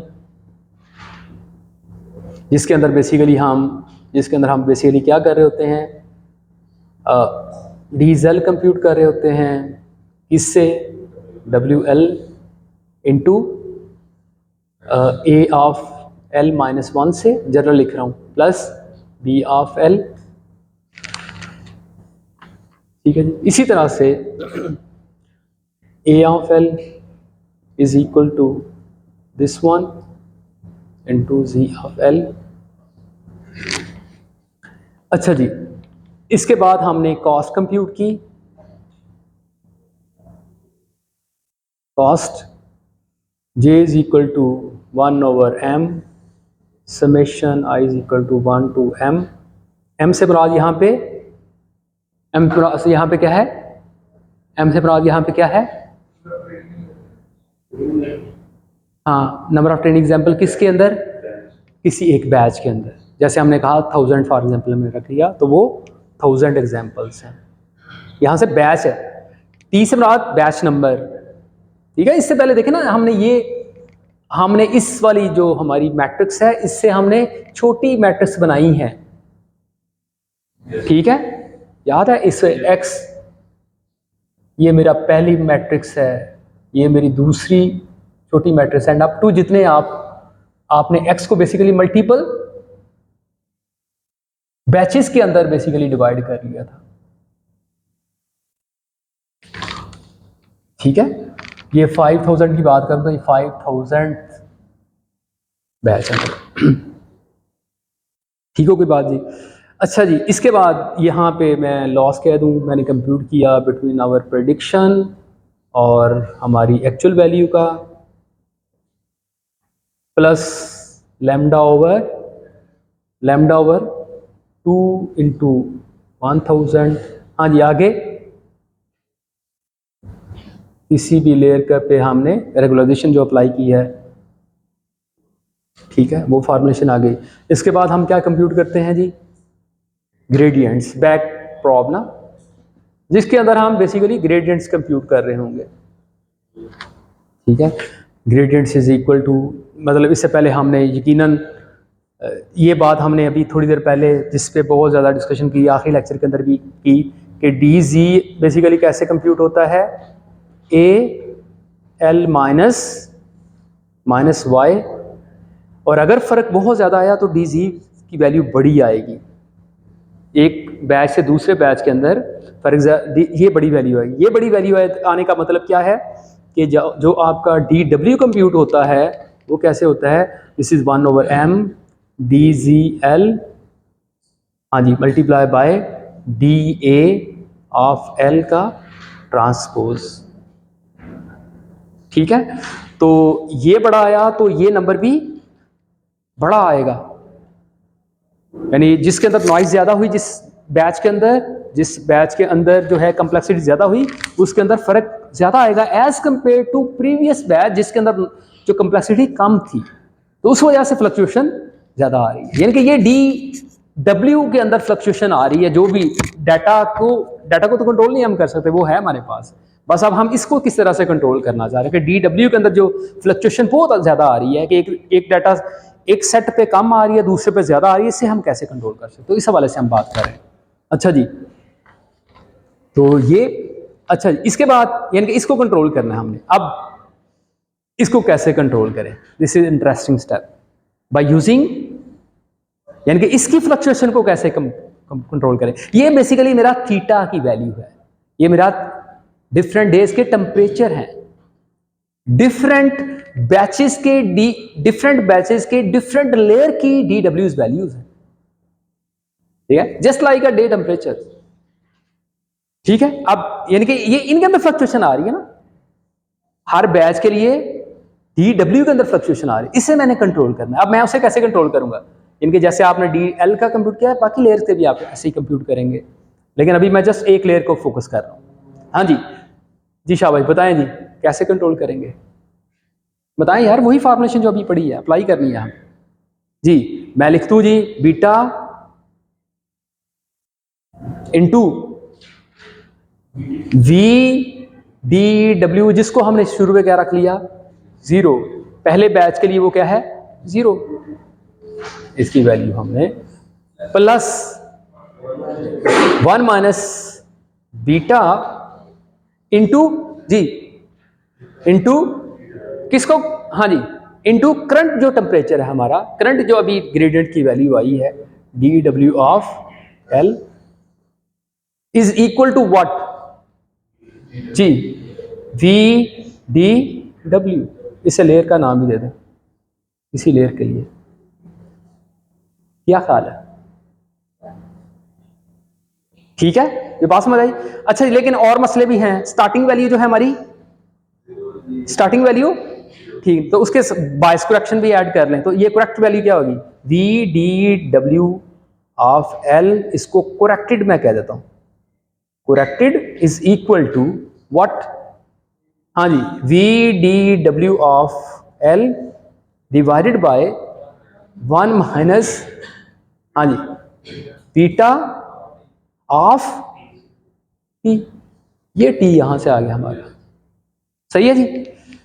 अच्छा जी, ये हमने बिल्कुल ऐसे ही जिससे मैंने इसको किया है, फॉर एग्जांपल मेरे पास बी, किसी भी लेयर पे मेरे पास डी और बी है, तो मैं बी के लिए भी यही करूंगा, ठीक है। इसी तरह से जैसे ये मैंने किया वी डी बी ऑफ किसी भी लेयर के लिए इज इक्वल टू 0, यहां पे क्या आएगी वैल्यू, ये शाबाश, बी के लिए ना आप दोनों फॉर्मेशन लिख दें मुझे जल्दी जल्दी से, बी के लिए, क्योंकि बी भी तो कंप्यूट हो रहा है ना, ठीक है, बी के अंदर भी तो फ्लक्चुएशन आ रही है ना, उसे भी कंप्यूट कर दें। ये किसी भी लेयर के पे दो तरह के पैरामीटर हैं, एक डब्ल्यू से है और दूसरा बायस, ठीक है। तो बायस के लिए कैसे अप्लाई करेंगे जी, सेम क्या वैल्यू आएगी V D B of L is equal to beta V D B of L plus 1 minus beta, अच्छा बीटा की वैल्यू फिर स्टार्ट पे रख देता हूं, इज इक्वल टू 0.9, ठीक है, into D B of L, हाँ जी, और करेक्टेड वैल्यू क्या आएगी V D B of L corrected is equal to V D B of L divided by 1 minus B of beta, ठीक है। उसके बाद क्या था, आगे क्या था, एंड पे पहुंचने के बाद जी करेक्टेड वैल्यू अब हमारे पास आ गई, यानी कि डी डब्ल्यूज, करेक्टेड डी डब्ल्यूज अब हमारे पास आ गए हैं। अब क्या करना है, अब क्या करना है, वेट्स को अपडेट करना है, that's it. W is equal to किसी भी लेयर के लिए W L is equal W L minus alpha, हाँ जी, क्या लिखना है हमने वी डी डब्ल्यू एल और करेक्टेड, और बी फिर क्या आएगा बिल्कुल ऐसे ही,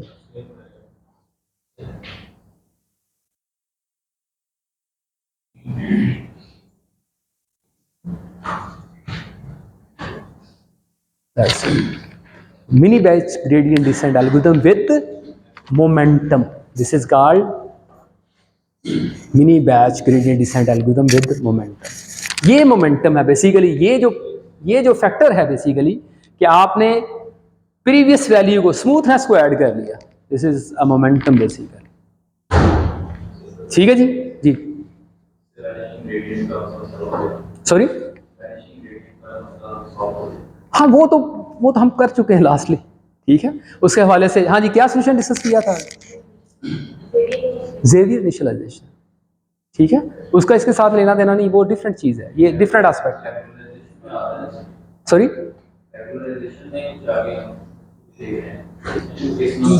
बैच नॉर्मलाइजेशन मैं कल जो बताऊंगा वो कुछ रेगुलराइजेशन की करीब की चीज है, ठीक है, ये डिफरेंट चीज है।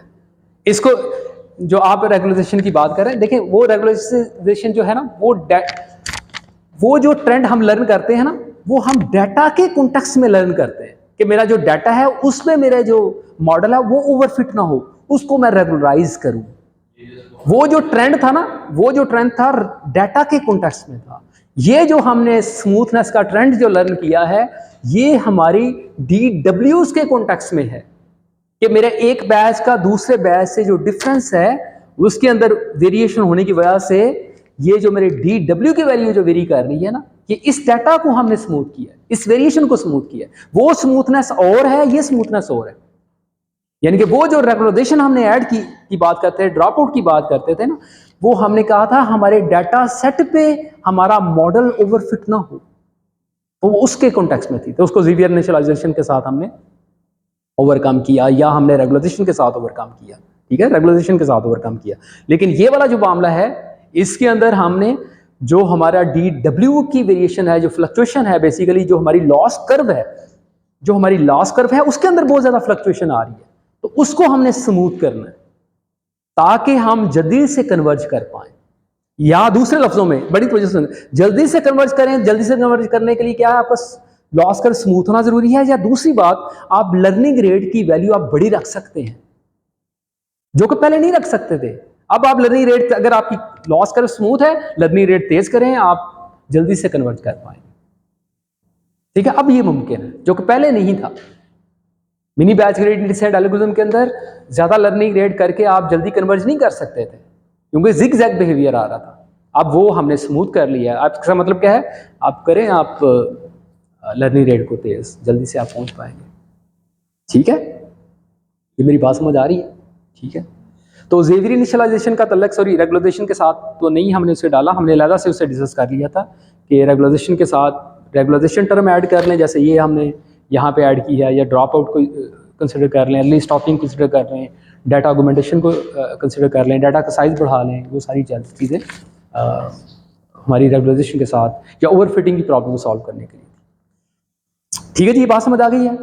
ये हमने बात कर ली है जी मोमेंटम। अब दो एल्गोरिथम और हैं, इंतहाई आसान, बिल्कुल यही ट्रेंड है, बस थोड़ी फार्मूलेशन के अंदर चेंज है। वो क्या है, अब मैं RMS प्रॉब की फार्मूलेशन बताने लगा हूँ, डायरेक्ट समझे। अब मैंने यहाँ ही क्या चेंज करनी है मैं वो बताने लगा, अदरवाइज बाकी सारा कोड, ये पूरा एल्गोरिथम मैंने लिखा हुआ है, मैं आपको वो भी शो करता हूँ।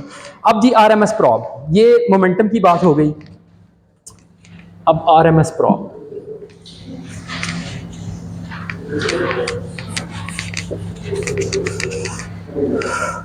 देखें जी, एक सिचुएशन डिस्कस करते हैं। देखें, लॉस के अंदर ना फ्लक्चुएशन का ऐसा भी केस आ सकता है,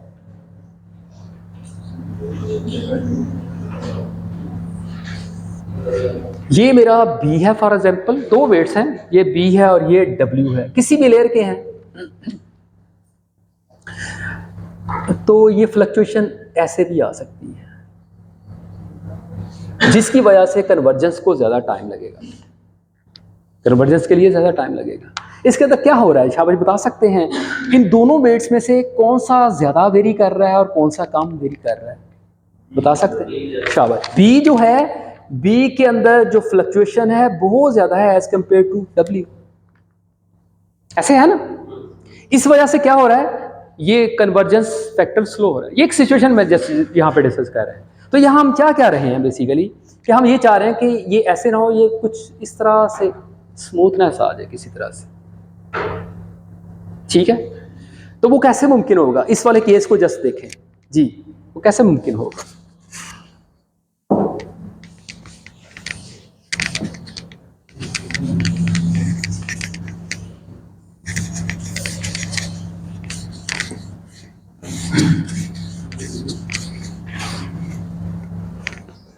जी, ये कैसे मुमकिन होगा कि हम किसी तरह से B को छोटा कर दें, B की वैल्यू इसके अंदर फ्लक्चुएशन कम आ जाए और W की वैल्यू बड़ी आ जाए। यानी कि हम इस तरफ बेसिकली हम फास्ट मूव करना चाह रहे हैं और वर्टिकली हम स्लो या स्मॉल चाह रहे हैं, हम स्लो मूव करें। यानी कि इस तरफ वेरिएशन हम जरा लार्ज चाह रहे हैं और इस तरफ हम कम चाह रहे हैं। तो इस आइडिया को यूज किया RMS प्रॉब के अंदर। वो क्या है, जरा ये देखिएगा, यानी वही फ्लक्चुएशन को अवॉइड करने का एक और तरीकाकार, एक मोमेंटम वाला तरीकाकार था, एक ये वाला था आरएमएस प्रॉब्लम वाला, रूट मीन प्रोपगेशन। ये क्या है मैं अभी वो बताने लगा हूँ। इन्होंने कहा पता क्या करें आप वही एक्सपोनेंशियल वेलोसिटी एवरेज वाला फार्मूलेशन यूज करें लेकिन डिफरेंट अंदाज से साथ। वो क्या कि v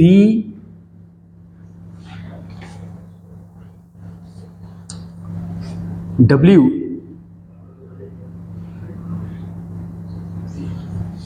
ये w को मैं जस्ट एक मिनट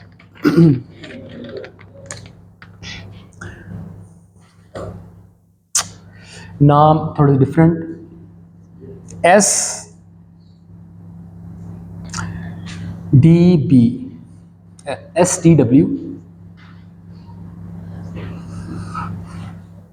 इज इक्वल टू, जैसे v लिखा था वैसा ही है यहाँ पे, s root mean square error की वजह से ना s को ऐसे जस्ट डिफरेंट एक नाम है, root mean RMS prop, sorry s से बेसिकली मुतासर होके ऐसे लिखा है।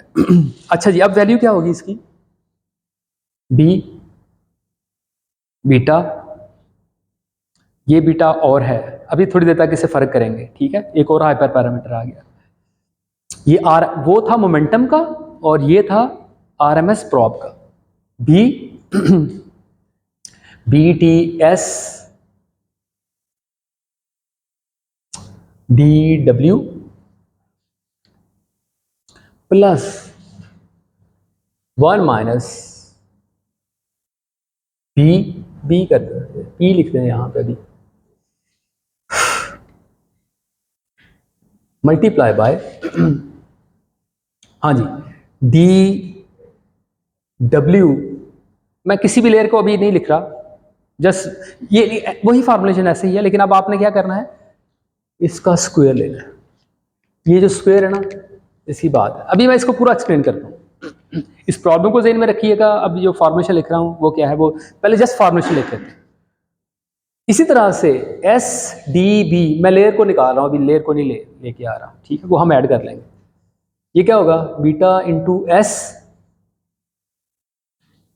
DB plus 1 minus B into DB का स्क्वायर,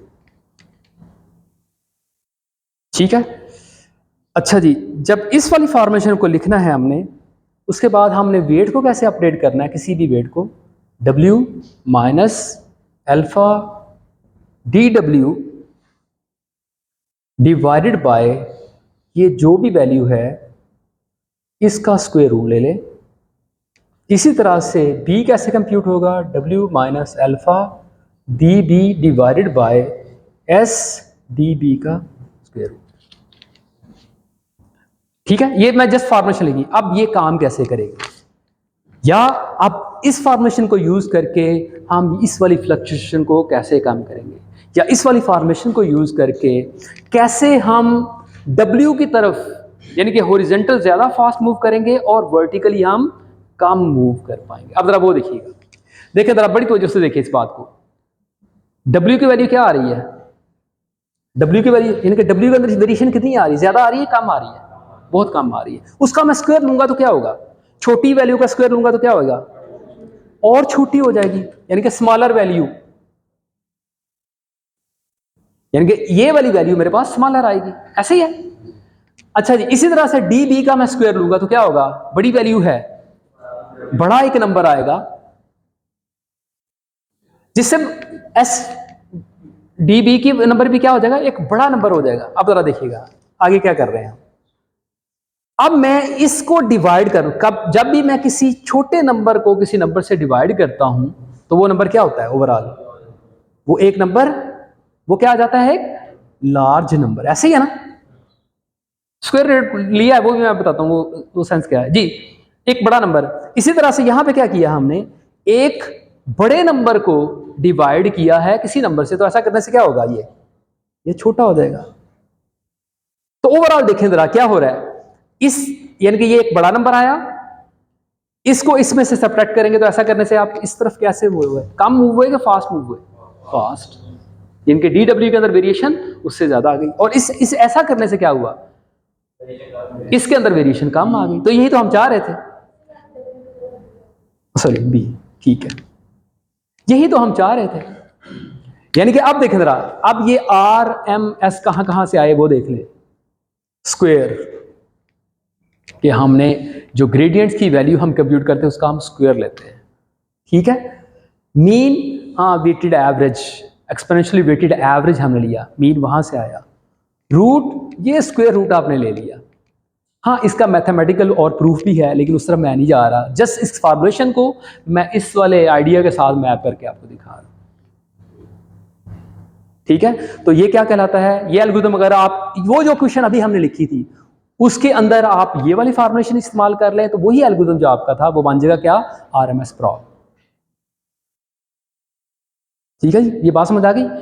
अच्छा, इसके अंदर अगली बात भी, हाँ जी, अगेन जी, हम एक्सपोनेंशियल वेटेड एवरेज की बात करते हैं तो स्टार्ट में हमें क्या करना पड़ता है, स्टार्टिंग वैल्यू के साथ क्या करना पड़ता है, ये वैल्यू कंप्यूट करने से पहले एक और काम भी हमें करना होता है, वो कौन सा वाला, नहीं, वो इनिशियलाइज तो हम करेंगे यकीनन, हम वो लूप के अंदर लगाएंगे। और एक काम, शाबाश, करेक्टनेस, करेक्शन यहां पे भी आपने लाजमी करनी है, इसका बिल्कुल वैसे ही वही फॉर्मुलेशन जो अभी बताई थी आपको, ठीक है। अच्छा, एक अगली और बात, ये बीटा डिफरेंट है, उसका नाम जो पहले लिखा था उसे रखें बीटा 1, इसका नाम है बीटा 2। ये है आरएमएस प्रॉब का हाइपर पैरामीटर, और मैं इसकी वैल्यू भी आपको बता देता हूं, मैं डायरेक्ट वैल्यू बताता हूं, इसकी कोई रीजन नहीं बताता, जो इसके पेपर के अंदर लोगों ने लिखी 0.999। ये फिक्स वैल्यू ऐसे ही लेना है, अगर आप फाइन ट्यून करना चाह रहे हैं तो अच्छी बात है, लेकिन अगेन जो मैं पहले स्टार्ट पे आपको बात बता चुका हूं कि हाइपर पैरामीटर कैटेगरी की सिलेक्शन के अंदर ना इसकी ज्यादा टॉप प्रायोरिटी की अहमियत नहीं है, ठीक है। ये सेकंड या थर्ड कैटेगरी के अंदर आते हैं, ये वाला हाइपर पैरामीटर, ठीक है। लेकिन अगर आप इसे फाइन ट्यून करना चाहते हैं चलो ओके, आप करें, ठीक है जी। अच्छा जी, ये सारा, ये थी बात किसकी, आरएमएस। अब आखिरी बात रहेगी किसकी, एडम। एडम क्या है, एडम एल्गोरिथम क्या है, basically adoptive moment estimation, adoptive moment estimation algorithm. ये क्या है, ये है कि जनाब आप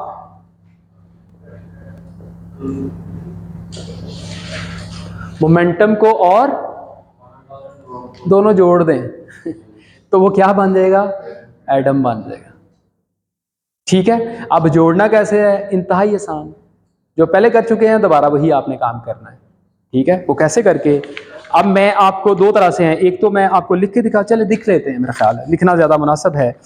आपने डिफरेंट वैल्यूज़ लेनी है, वेरिएबल्स के नाम मैं लिखने लगा हूँ इस सारी बात को, चले सारा बना देते हैं। अच्छा जी, सबसे पहले वेरिएबल्स, लूप से बाहर आपने वेरिएबल, मैं कोड आपको ऐसे ही सूडो कोड इसका शेयर करता हूँ अभी थोड़ी देर पहले, लेकिन हम जो इंपॉर्टेंट चीज़ें उसने देख लें हम। आपने वेरिएबल ले लेना, DW is equal to 0, S, मैं लेयर की अभी बात नहीं करूंगा लेकिन लेयर आप ऐड कर सकते हैं, ठीक है।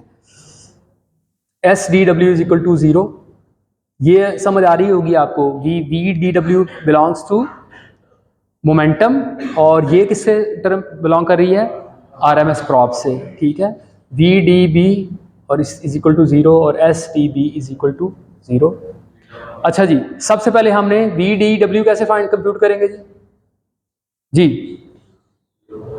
VDW बीटा, ये कौन से वाला, beta 1 multiply by this plus 1 minus beta 1 multiply by, हाँ जी, DW, किसी भी डे की जो भी आपके पास इनपुट आएगी, ठीक है।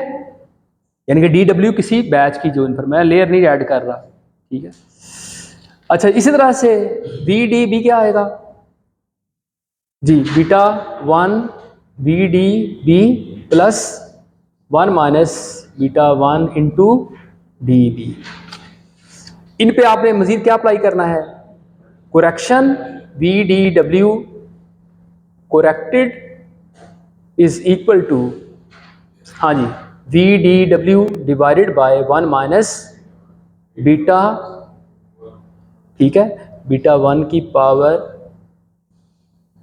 टी, ठीक है जी। अच्छा, इसी तरह से V D W corrected is equal to V D W into 1 minus beta 1 की पावर टी, ठीक है जी। जी बात समझ आ गई? सॉरी, बी, ठीक है जी। इसके बाद ये मैंने सारा कुछ कर लिया एडम के, सॉरी, ये मैंने मोमेंटम के कॉन्टेक्स्ट में। अब मुझे करना है यही सारा कुछ आरएमएस प्रॉप के कॉन्टेक्स्ट में। S D W is equal to B one, sorry beta two, शाबाश, V, sorry, S D W plus 1 minus beta 2 into D W का स्क्वायर, ठीक है। और इसको मैं करेक्ट करूंगा तो ये हो जाएगा V D W corrected is equal to V D W 1 minus beta 2 का टी, और sorry S S S S D W, S D W, ठीक है जी। इसी तरह से S D B is equal to beta 2 S D B plus 1 minus beta 2 into D B का square, और करेक्टेड क्या आ जाएगी value, S D B corrected is equal to S D B 1 minus beta 2 power T, ठीक है जी। अच्छा जी, अब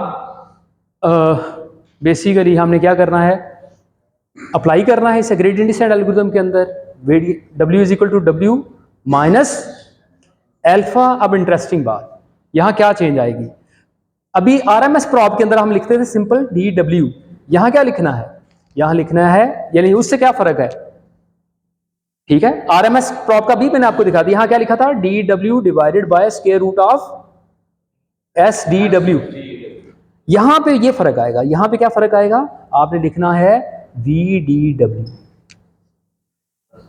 ठीक है। तो ये यानी कि ये वाली चीज देखें जरा, ऐसा करने से हमने दोनों को अडॉप्ट कर लिया, ये मोमेंटम की वजह से आई टर्म और ये आरएमएस प्रॉप, तो इस वजह से हमने दोनों को इकट्ठा कर, ठीक है जी।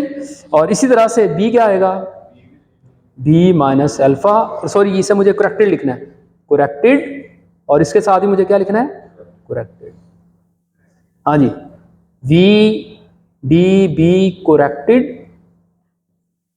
divided by square root of SDB corrected. This is Adam. Hope so कि एडम की कहानी आपको समझ ज़रूर आ गई होगी, ठीक है। अगर आपको पसंद आया हो तो प्लीज़ असाइनमेंट ज़रूर कीजिएगा जो कि अभी मैं इंशाल्लाह, उसके अंदर जस्ट यही है फ़र्क थोड़ा सा ना, मैं आपको बता दूंगा, कोई ऐसा मुश्किल काम नहीं है, असाइनमेंट वही डॉक्यूमेंट के अंदर शेयर्ड है, मज़ीद मैं आपको उसके बारे में एक्सप्लेनेशन आपको जो हमने गूगल क्लासरूम है उसके अंदर मैं बता दूँ, ठीक है जी। चलो ठीक है जी, कोई और बात इस हवाले से, कोई सवाल, शाबाश, कोई सवाल, चले ठीक, ये मैं आप